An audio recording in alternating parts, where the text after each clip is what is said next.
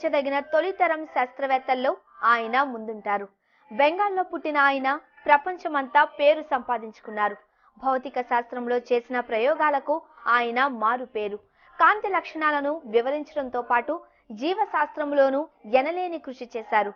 ఆయన పేరు జగదీష్ చంద్ర బోస్. ఆయన 1937 నవంబర్ 23న మరణించారు.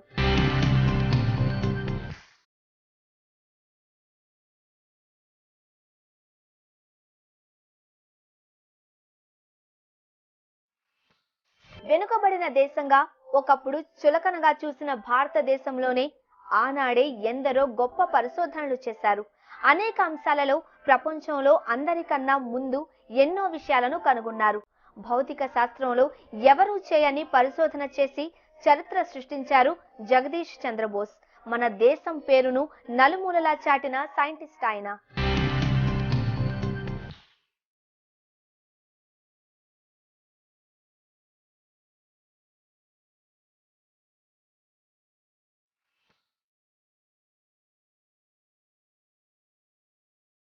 జగదీష్ చంద్రబోస్ మన దేశంలోని తొలితరం శాస్త్రవేత్తల్లో ఒకరు. ఆయన భారతదేశం పేరుని నలుదిశలా చాటిన సైంటిస్ట్. ఆయన వృక్ష శాస్త్రంలో అనేక పరిశోధనలు చేశారు. అంతేకాకుండా బోస్ జంతు శాస్త్రంలోనూ ఎన్నో ప్రయోగాలు చేశారు. ఆయన భౌతిక శాస్త్రంలో చేసిన పరిశోధనలకు అంతర్జాతీయ గుర్తింపు తెచ్చుకున్నారు. రేడియో తరంగాలను తొలిసారిగా అభివృద్ధి చేశారు.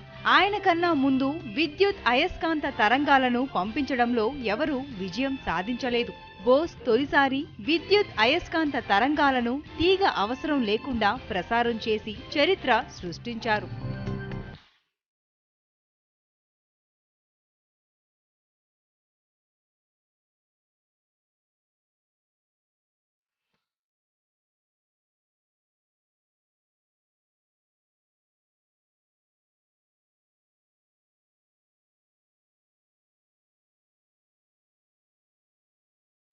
జగదీష్ చంద్రబోస్ బెంగాల్లోని మున్షీగంజ్ జిల్లా బిక్రంపూర్లో 1858 నవంబర్ 30న జన్మించారు. ప్రస్తుతం బిక్రంపూర్ ప్రాంతం బంగ్లాదేశ్లో భాగంగా ఉంది. జగదీష్ చంద్రబోస్ తండ్రి భగవాన్ చంద్ర బెంగాల్లో ఒక శ్రీమంతుడు. ప్రభుత్వంలో భగవాన్ చంద్ర ఉన్నత ఉద్యోగం చేశారు. జగదీష్ చంద్రబోస్ తండ్రి ఒక సామాజిక ఉద్యమకారుడు. ఆయన బెంగాల్లో బ్రహ్మ సమాజం అనే సామాజిక సంస్థలో చురుగ్గా పనిచేశారు. ఆయన కులమత వర్గాలను వ్యతిరేకించారు. కులాలు మతాలు ఉండకూడదని ఆయన ప్రచారం చేశారు. మనుషులంతా ఒక్కటేనని నమ్మారు. సాంఘిక దురాచారాలకు వ్యతిరేకంగా పోరాడారు.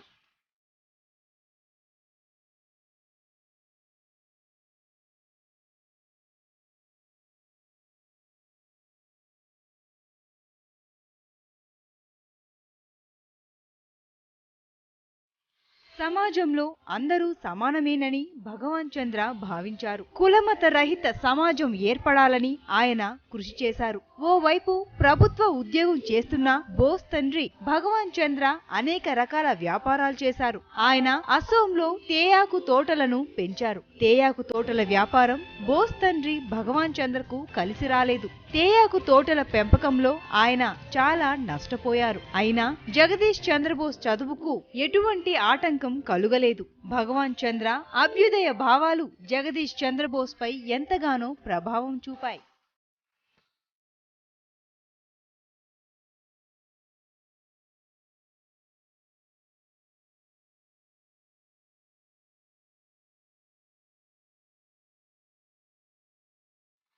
జగదీష్ చంద్రబోస్ చిన్ననాటి నుంచే చదువులో అందరికన్నా ముందున్నారు. బోస్ బెంగాల్ భాషలో పట్టు సాధించాలని ఆయన తండ్రి కోరుకున్నారు. మాతృభాషలో ప్రావీణ్యం ఉన్నవారే ఇతర భాషలను బాగా నేర్చుకోగలుగుతారని ఆయన నమ్మారు. బోస్ ని బెంగాల్ మీడియం స్కూల్లోనే చదివించారు. బెంగాల్ భాషలో మంచి పట్టు సాధించడం వల్ల బోస్ ఆ తర్వాత బెంగాలీలో అనేక పుస్తకాలు రాశారు.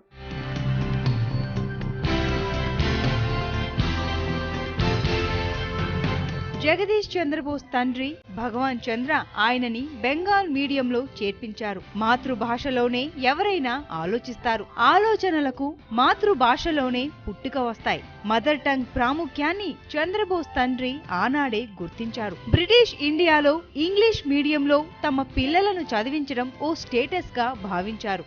అయినా మాతృభాషలో పట్టు సాధించడం కోసం చంద్రబోస్ ని బెంగాల్ బోధనా భాషగా కలిగిన స్కూల్లో చేర్పించారు. ఆయనతో పాటు స్కూల్ కు ఇద్దరిని సహాయకులుగా పంపించేవారు. చంద్రబోస్ స్కూల్ కు వెళ్లేటప్పుడు ఆయనకు కుడివైపున ముస్లిం కమ్యూనిటీకి చెందిన ఒకరు కూర్చునేవారు. ఎడమ వైపున చేపలు పట్టే వారి కమ్యూనిటీ నుంచి వచ్చిన మరొకరు కూర్చునేవారు.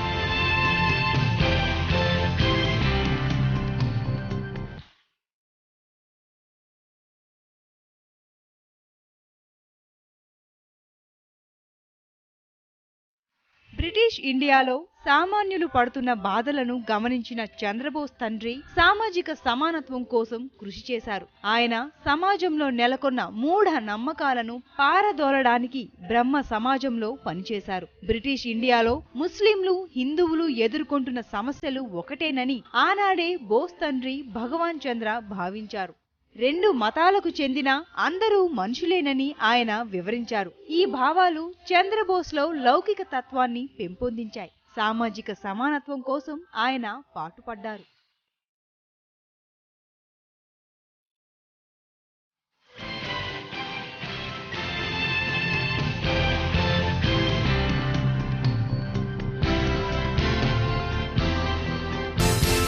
బెంగాల్లో స్కూల్ విద్య పూర్తి చేసిన తరువాత జగదీష్ చంద్రబోస్ కాలేజీలో చేరారు. ఆయన కోల్కతాలోని ప్రెసిడెన్సీ కాలేజీ నుంచి సైన్స్ లో డిగ్రీ తీసుకున్నారు. కోల్కతాలో డిగ్రీ చదివిన బోస్ పై చదువుల కోసం బ్రిటన్ వెళ్లారు. బ్రిటన్ లో చంద్రబోస్ మెడిసిన్ లో జాయిన్ అయ్యారు. ఆయన డాక్టర్ కావాలని ఆశించారు. కానీ చదువు మధ్యలోనే ఆయన తీవ్ర అనారోగ్యం పాలయ్యారు. అనివార్యంగా మెడిసిన్ చదువుని ఆయన ఆపివేశారు. ఆ తరువాత బోస్ కేంబ్రిడ్జ్ యూనివర్సిటీలో చేరి నేచురల్ సైన్స్ లో మాస్టర్స్ డిగ్రీ అందుకున్నారు. భౌతిక శాస్త్రంలో మాస్టర్స్ పట్టా సంపాదించిన తరువాత చంద్రబోస్ ఇండియాకు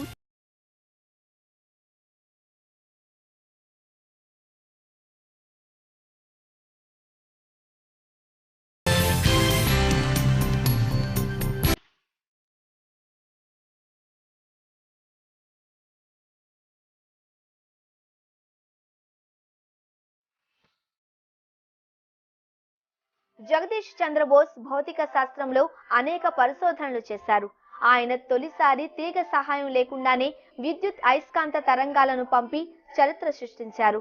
రేడియో తరంగాలను పంపడంలో ఆయన విజయం సాధించారు. అంతేకాకుండా మొక్కలలోని జీవ రసాయన క్రియలను వివరించి ఆయన తనకు తానే సాటి అని చాటుకున్నారు. భౌతిక శాస్త్రంలో మరింత పరిశోధనలు చేయడానికి చంద్రబోస్ ఆవిష్కరణలు ఎంతగానో ఉపయోగపడ్డాయి.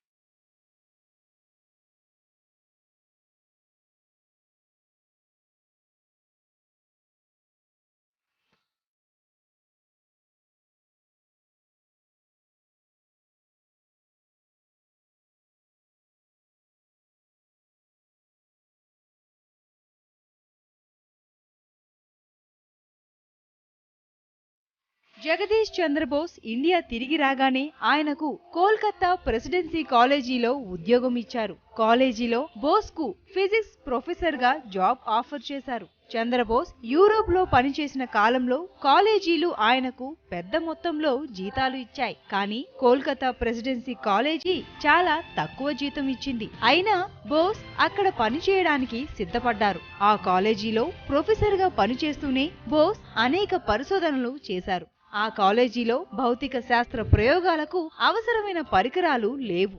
ఆయన చాలని పరికరాలతోనే పరిశోధనలు చేస్తూ ఇబ్బందులు పడ్డారని ఆనాటి సామాజిక సేవకురాలు సిస్టర్ నివేదిత ఆవేదన వ్యక్తం చేశారు.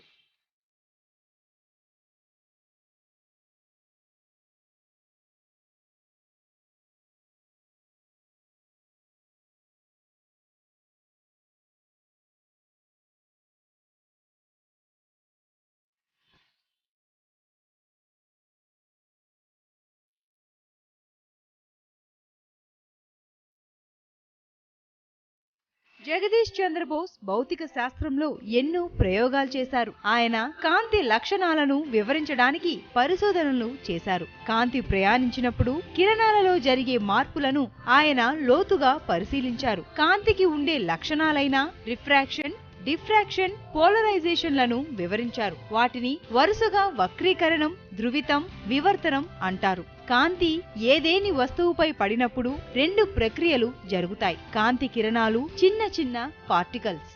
అవి పారదర్శక లక్షణాలు కలిగిన పదార్థాల నుంచి ప్రయాణిస్తాయి. కానీ రాయి, చెక్క వంటి మందంగా ఉండే వస్తువుల గుండా ప్రయాణించలేవు.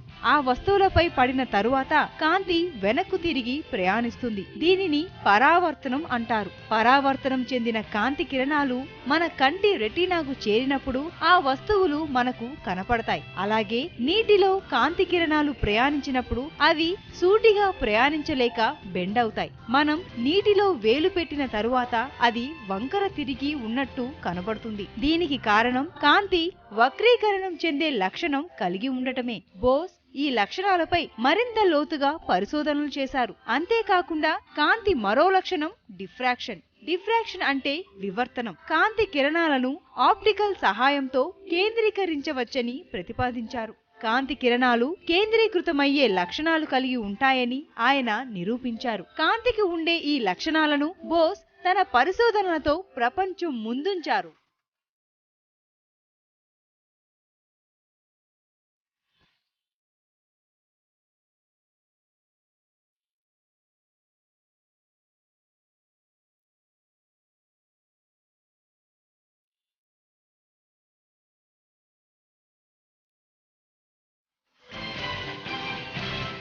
జగదీష్ చంద్రబోస్ భౌతిక శాస్త్రంలో మరో వినూత్నమైన ప్రయోగం చేశారు. ఆయన శబ్ద తరంగాలను విద్యుత్ అయస్కాంత తరంగాలుగా మార్చి వాటిని కొంత దూరం పంపే ప్రక్రియలో విజయం సాధించారు. విద్యుత్ అయస్కాంత తరంగాలను తీగ సహాయం లేకుండా ఒక ప్రాంతం నుంచి మరో ప్రాంతానికి పంపి చరిత్ర సృష్టించారు. ఆయన రేడియో తరంగాలను తీగ సహాయం లేకుండా 1 మైలు దూరం ప్రయాణింపజేశారు. శబ్దం తరంగాల రూపంలో ప్రయాణిస్తుంది. అయితే శబ్ద తరంగాలను విద్యుత్ అయస్కాంత తరంగాలుగా మార్చినట్టయితే మరింత వేగంగా ప్రయాణిస్తాయని నిరూపించారు. జగదీష్ చంద్రబోస్ రేడియో తరంగాలను కనుగొనిన శాస్త్రవేత్తగా చరిత్రలో నిలిచారు. జగదీష్ చంద్రబోస్ మొక్కలపై ఎన్నో పరిశోధనలు చేశారు. ఆయన మొక్కలు వేర్ల ద్వారా శ్వాసిస్తాయని ప్రతిపాదించారు. మొక్కలు వేర్ల ద్వారా శ్వాసించే సమయంలోనే నీటిలోని పోషకాలను గ్రహిస్తాయని తెలిపారు. మొక్కల వేర్లలో రసాయనిక ఏజెంట్స్ పనిచేసే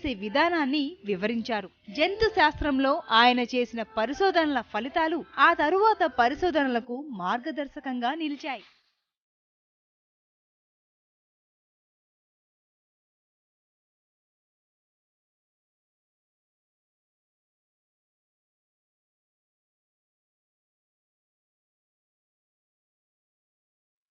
జగదీష్ చంద్రబోస్ బెంగాల్ భాషలో ఎన్నో అమూల్యమైన గ్రంథాలను రాశారు. ఆయన సామాజిక స్పృహ కలిగిన రచనలు చేశారు. భౌతిక శాస్త్రంలో ఎన్నో ప్రయోగాలు చేసి పేరు గడించారు.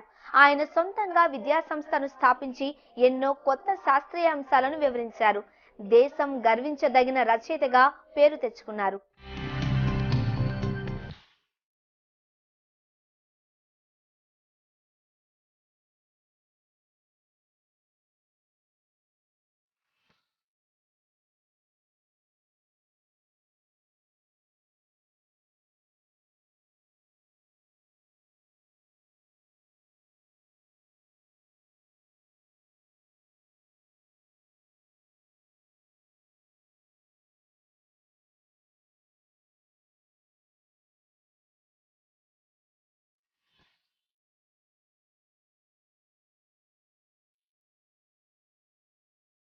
ఇది ఇవాల్టి ఈ రోజున. Keep watching Sneha TV. News is right.